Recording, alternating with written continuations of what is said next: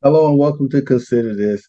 I want to read a section here in the Bible from the book of Matthew, chapter 24, and I'm going to be starting with verse 15. Now, I think that everybody would agree. I would be shocked if anyone didn't. I guess it is possible, but I think everybody agrees throughout Christianity, and I think even maybe even in Islam, that there is no greater prophet than Jesus Christ himself. Jesus prophesied about many things that were to occur in the future. We have no idea, exactly when they will occur. And because we don't have an idea, we have clues, we have things, signs, things we should be looking for. Uh, but because God's people, don't know exactly when these events occur in the future. I think the Bible as a whole is clear that therefore the people of God should always be preparing themselves. They should always be conditioning themselves for what is to come, since we can't narrow right down and say, well, it's going to happen today or it's going to happen next month. It could happen today. It could happen next month. It could happen next year, but we really don't know. And so the Bible seems to be really kind of crystal clear about this particular point. That point being, therefore, we should always be preparing ourselves. We should be preparing ourselves spiritually, mentally, uh, physically for what is to come. So, Matthew chapter 24 and verse 15 states, when ye therefore shall see the abomination of desolation, spoken of by Daniel the prophet, stand in the holy place. And then it says, whosoever readeth, let him understand. Verse 16. Then let them which be in Judea flee into the mountains. Verse 17. Let him which is on the housetop not come in to take anything out of his house. Neither let him which is in the field return back to take his clothes. Verse 19. And woe unto them that are with child, and to them that give suck in those days. And then the final verse I'm going to read, verse 20. But pray ye that your flight be not in the winter, neither on the Sabbath day. So Jesus is prophesying about an event that is supposed to occur in the future. When this event happens, it seems to be saying in no uncertain terms that God's people should leave the cities and they should head out to the mountains. And sometimes people will say the wilderness, a wilderness experience. When we look at you know, what is often referred to as the Old Testament, uh, God took his people out of Egypt and he sent them out into the wilderness. And out there in that wilderness, they were uh, going through a restoration, if you will, a cleansing. And a big part of that included their diet. Uh, then, of course, many of us, if not all of us, know about uh, the fact that Jesus was in the wilderness. And he was in the wilderness for 40 days. And he fasted during that time. And so, again, there's a focus on diet.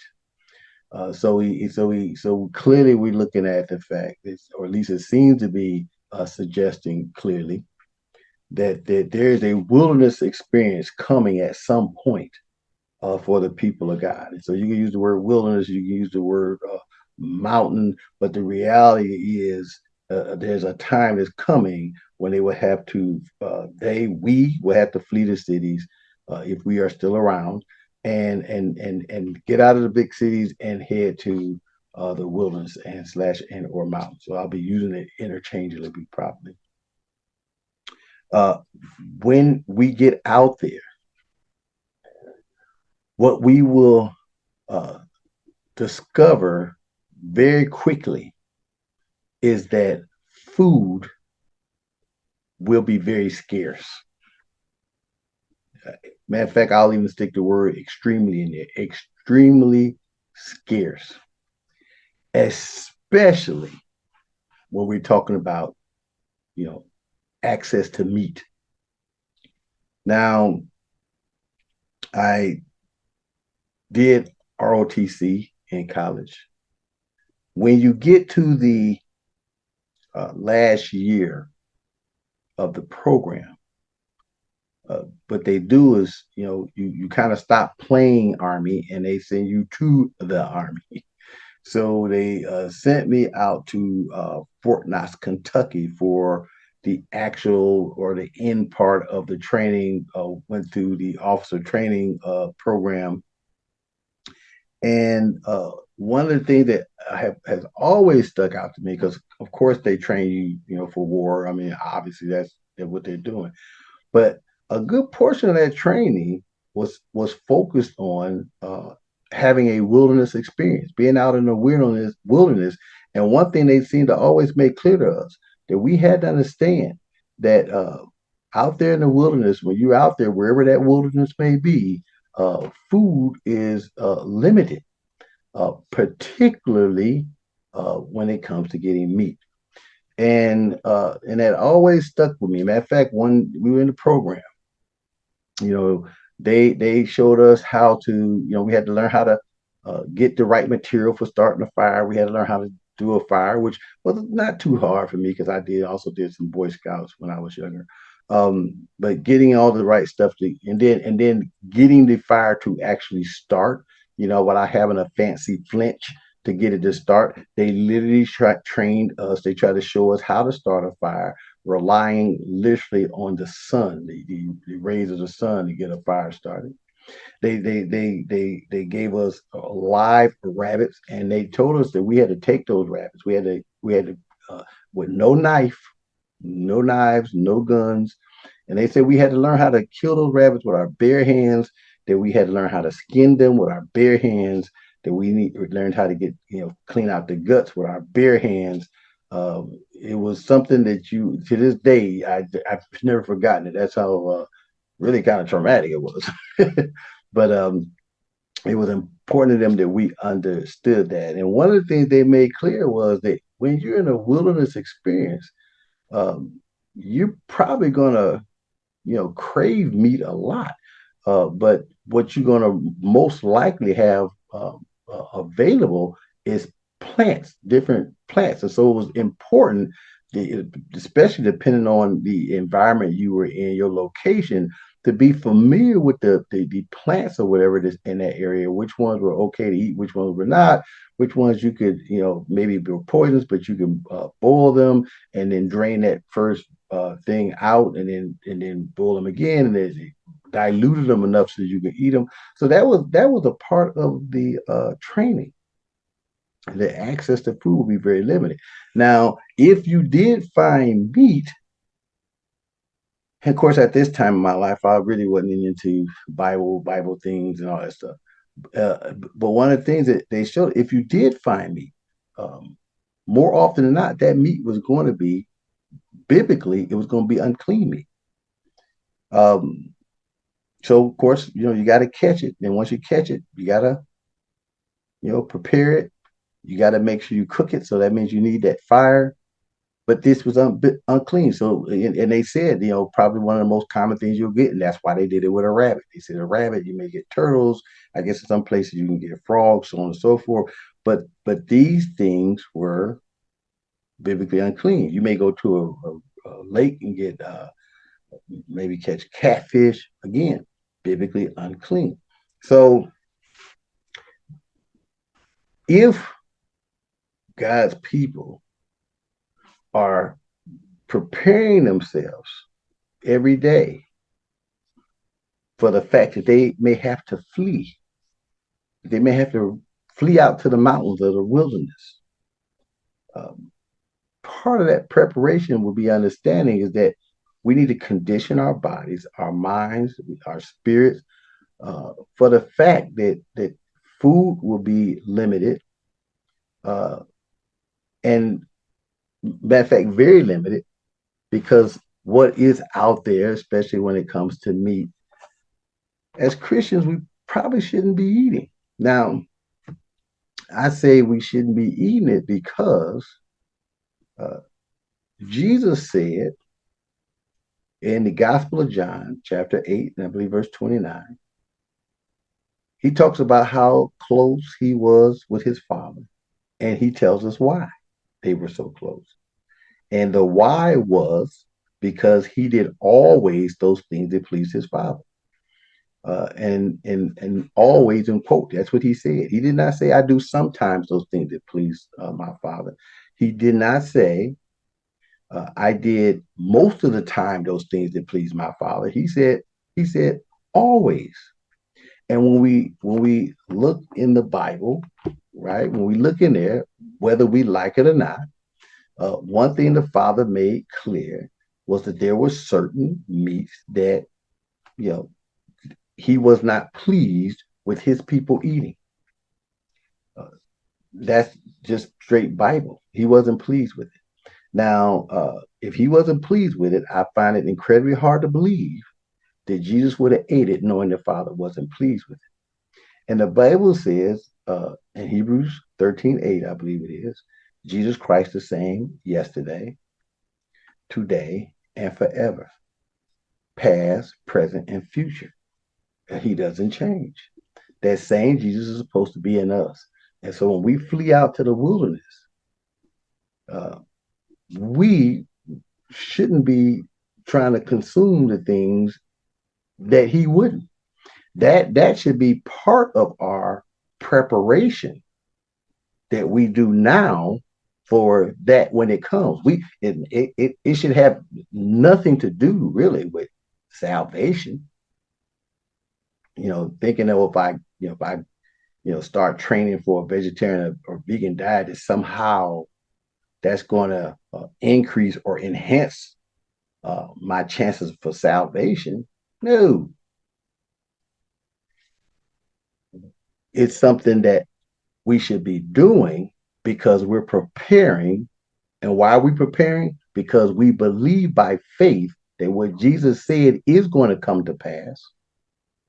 And one thing the Bible does again and again and again and again, it stresses the importance, the value that God puts in preparation. And so we're praying it. We're not doing it for salvation. You know, uh, I think it's fair to say, if I'm wrong, please somebody let me know. But I think even Lucifer is a vegetarian, a vegan. The Bible refers to, I think it's in Psalm 78 and maybe verse 25, makes reference to angels' food, that God opened up the heavens and he sent the Hebrew people angels' food when they were out in the wilderness. That angel food was called manna. And if you want, some people, oh, it was metaphorical, it was symbolism, whatever you want to do with it.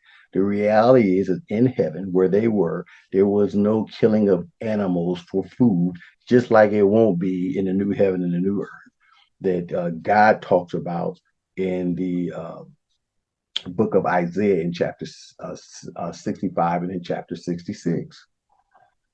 Angels are not up in heaven eating steak. They are not eating scrambled eggs, animal byproducts. Uh, but the Bible is clear, especially when we look in the book of Revelations, that Lucifer ain't gonna be saved. So being a vegetarian or a vegan, uh, it doesn't he ain't walking through the pearly gates. He's according to the Bible, he's going to burn in hell. Not only him, but all the angels who uh, supported him, and all of them vegans. So it's not something that you're doing to get saved. It's something you're doing to prepare yourself for what's coming because we believe that what Jesus said is going to happen. And that some of us, we don't know who it may be, but some of us will have to flee. There will be forces after us. The Bible's clear. It says we wrestle not against flesh and blood, but against spiritual wickednesses in high places. The devil uses governments. He uses governments all the time, and he uses those governments to attack God's people. And God's people will have to flee. And sometimes it's done through churches or the churches influence the governments, and then those governments come after God's people, and then God's people have to flee. However you want to look at it, that's just simply the way it is. And so when we flee, when we get out there, you know, we ain't gonna find well, we may find some wild pigs, but again, Jesus wouldn't eat the pigs. So why would we? Um, really, we'd have to be looking more towards plant-based sources, and at the same time, that will be preparing us for the new heaven and the new earth. Because when we get there won't be any meat eating either. So preparing ourselves now for what's to come in the wilderness is at the same time preparing yourself for when the wilderness experience is over and you end up in the heaven and earth made new, or we end up in the heaven and earth made new. Uh, this seems like another very good reason why those of us who consider ourselves to be Christians should be more than open to considering a vegetarian and or vegan lifestyle. We do not, one of the places in the Bible, I think is in Corinthians, but in the Bible, Paul said that if we strive for the master, he says we're temperate in all things, not temperate in some things, not temperate in most things. He said temperate in all things. So one of the things that God's people ought to have temperance means control over is the appetite. Why is that important? Well, that's important because God's people are supposed to be preparing to flee. We don't know when, we don't know where, we don't know how, but we believe by faith that it's going to happen. And when it does, we make sure that we're ready for it. And so that is, at least it seems to me, to be why the people of God uh, ought to be practicing uh, purposely limiting the protein we get from meat in our diets, especially when we can get that same good protein from other sources such as beans and nuts. Now, it may not mean that and that's why I said, you may not completely get off of meat, but you cut it back on it so much so that you might as well you not to have it would not bother you at all. Really, that's what how we should look at it. Another reason biblically is because, and it's a very common theme throughout the Bible. Matter of fact, you hear it more today now more than ever. References to the body being God's temple. Jesus made reference to his body. He said his body was the temple of God. Um, and Paul talks about it again and again and again. Jesus died for these bodies. So why would you want to uh, take a temple and give it less than the best? And I say that because of the research, not because I just want to, make one sound, but the research says that a vegetarian or vegan diet is healthier uh, than one that includes meat. Now, I looked at the uh, Harvard Medical School. I looked at was a thing here in the Journal of food science or science and nutrition, and it talks about the vegetarian vegan diet. In the conclusion, it states this comprehensive meta analysis reports a significant protective effect of a vegetarian diet versus the incidence and or mortality from ischemic heart disease. Uh, and then it says minus 25%. Incidence from total cancer. It says minus 8%. Vegan diet conferred a significant reduced risk, minus 15%, of incidence from total cancer.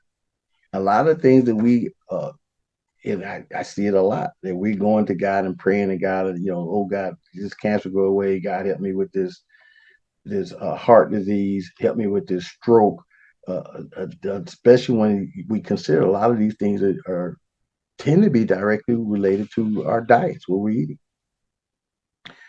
To go run out into a wilderness, and I think anybody who's a wilderness person, somebody who just likes doing that, I think they would tell you right off the bat, it's no joke. You need to be as healthy as you possibly can be before you go out and do it. They got this silly program on television. I think there's a small element of truth to some of it. It's called Naked and Afraid. And one of the things that program, anybody who goes on that show come off that show weighing a whole lot less than they did before they went on that show. Matter of fact, some of the people try to get a little smarter, and what they try to do is fatten themselves up before they go on that show. Because you see time and time and time again that when they get out there, what is the main thing everybody's trying to get hold of? It's meat. They want protein from a meat source. And in a lot of the shows, and don't worry, it ain't like I'm a big fan of the show, but I started looking at that thing and I was like, this is kind of interesting. And a lot of those shows, very seldom, if at all, do you see them looking toward plant-based sources for food. The obsession, their eyes are always on the meat. And it kind of reminds me of the wilderness experience when the people ridiculed and criticized Moses and Aaron because they said, y'all done brought us out here to starve us to death. Because they had manna from God, but the manna was not good enough anymore. They was pretty much sick of looking at it. And they said it very clearly. They said, because we want meat. They wanted Moses to get them some flesh meat. So I think it's kind of interesting. I even had this friend who told me one time, he said, if God didn't want man eating meat, he said God wouldn't have made it taste so good. And he really thought that was funny. At the time, because it was probably 10 years ago, if not more, at the time, I probably even chuckled at when he said it. But the reality is that when God created man, he created the body, the system for a plant-based diet, and he put Adam and Eve on a plant-based diet. And then he told us that when he makes the heaven and earth anew, you can't get any more New Testament than that. He's going to make it new. And again, both animals and humans will be on a plant-based diet. And so we're talking about going out in the wilderness. We need to be healthy. And the scientific evidence has shown clearly that it is a healthier way to eat. When I looked at the Harvard Medical School, it talks about vegetarians and vegans, those who actually do it right.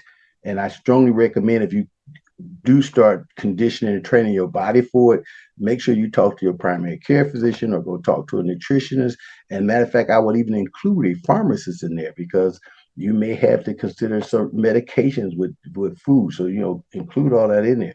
But the Harvard Medical School says that they have lower body mass index. In other words, they tend to be more towards a normal body weight, lower blood pressure or a normal blood pressure, I guess I should say, decreased risk of heart disease, decreased risk of cancer. I looked at several studies that show that, and very rigorous studies showing that vegetarians slash vegans live longer. So they're living longer with a better quality of life.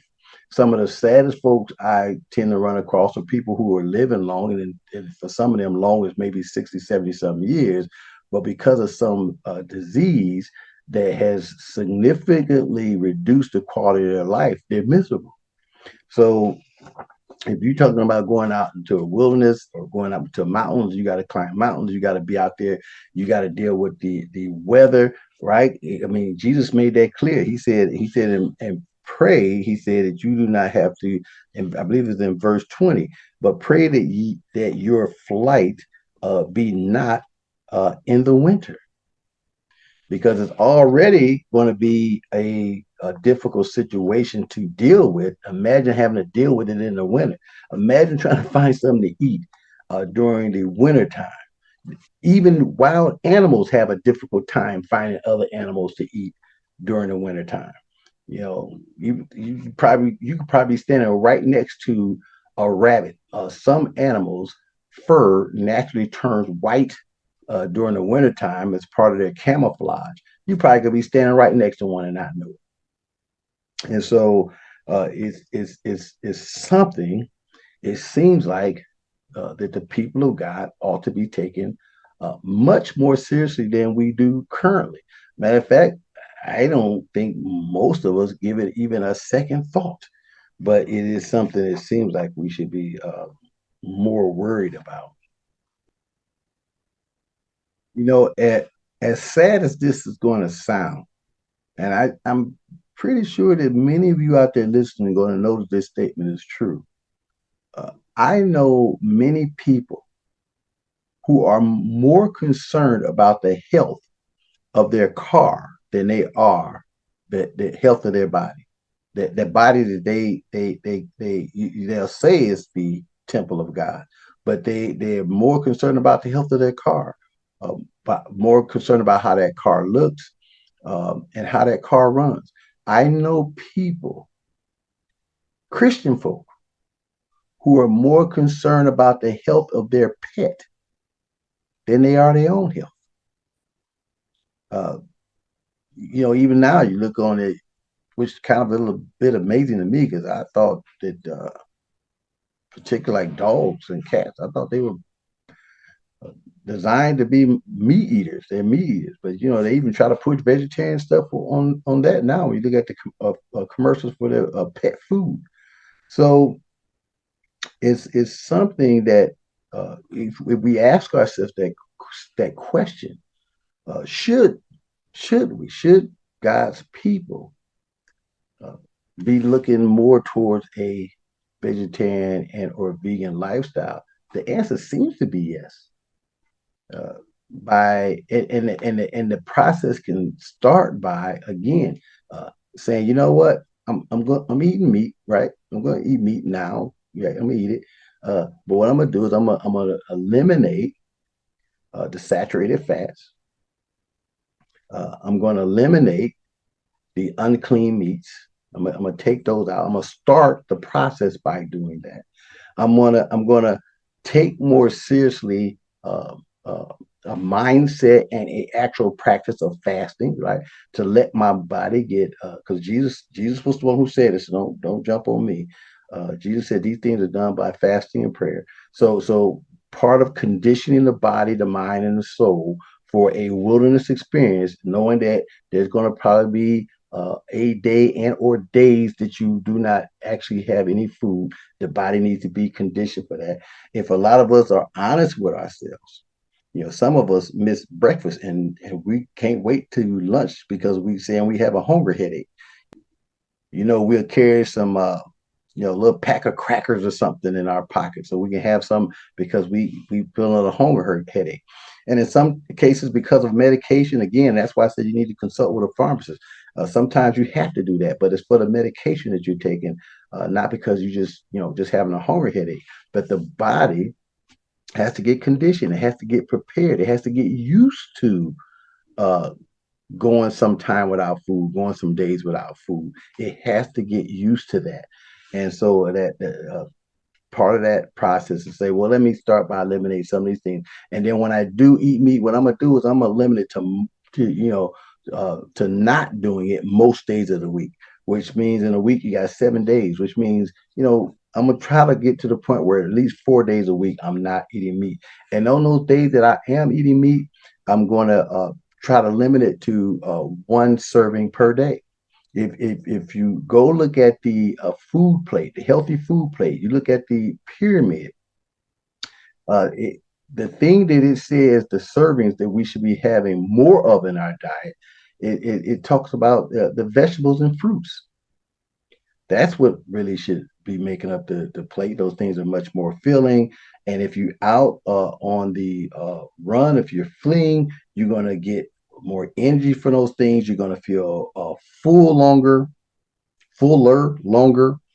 Uh, it just seems to me it's something that we really don't hear much of at all, as though that prophecy is not going to happen. Jesus said, why call ye me Lord if you're not going to do what I say? If we're not going to obey him, he said, why call him Lord if we're not going to obey him? And he has told us about what's coming, and he wants us to be preparing ourselves for it. The apostle James says, uh, and remember, these guys were inspired by the Holy Spirit. So it's the word of God. God is saying, for him that knoweth to do good and doeth it not, to him it is sin. And we know that getting a lot of that meat out of our diets, we know, or we ought to know, that preparing our bodies, minds, and soul for a wilderness slash and or mountain experience is a good thing, especially when our Lord and Savior Jesus Christ told us that it was coming. It's a good thing to take action,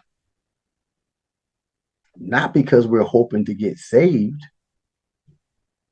but because we trust and believe what he said. We have a relationship with him. Jesus said his sheep knows his voice. So we hear what he said and we respond. We put on the armor of Christ and we start getting ready for what's coming. So I hope this was helpful. I hope it made sense. I hope you were edified. If so, if you liked it, please hit the like button. Subscribe, hit the notification button, and please, please, please. I mean, I want. Well, in a way, I guess I am begging. Send me comments. Let me know what you're thinking. If there's something else, specific you want me to talk about, or this wasn't clear, by all means, send the comments and let me know. As always, y'all know I appreciate the fact that you took the time to listen to this program. And contrary to what it may seem sometimes, I am always working diligently on trying to, cut it, keep it nice and tight to show you that I do value your time. Thank you very much, and I hope you had a beautiful day. Goodbye.